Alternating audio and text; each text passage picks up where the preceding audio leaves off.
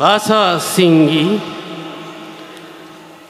বৰ্তমান পৃথিবীত দিনক দিনে অনাচাৰ বৃদ্ধি হৈ ধৰ্ম গ্ৰাস কৰিব লাগিছে।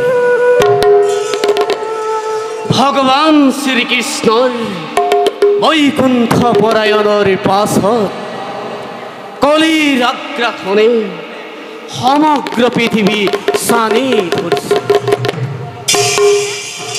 এই সময়ত মনুষ্যৰ মুক্তিৰ একমাত্ৰ পথ শ্ৰৱণ কীৰ্তন আৰু হৰি ভকতি।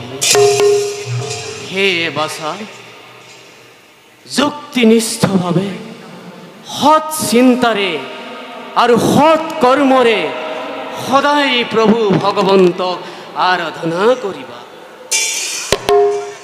পিতা বাছা আপোনাৰ আধ্যাৰূপে ধৰ্মটো সৰ্বদা মই কৰিম পালন। ভাল বাছা, আমাৰ শৰীৰ আৰাধনাৰ সময় হ'ল সমাগত।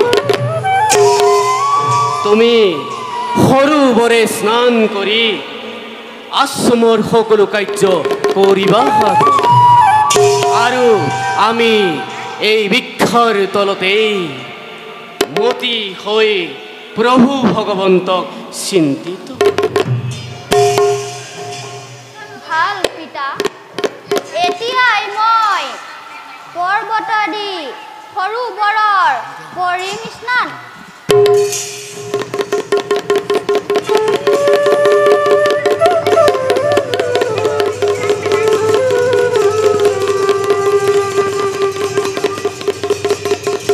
যোৱা বাছা।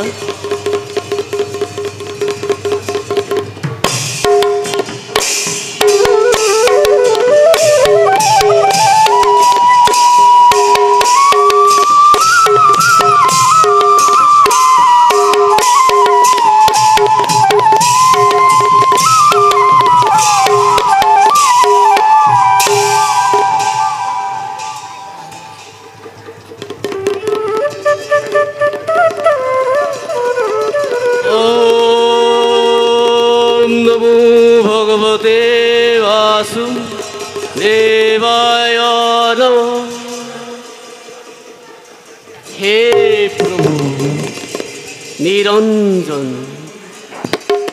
কলিৰ কৰাল গ্ৰাহৰ পৰা পৃথিৱীবাসীক উদ্ধাৰ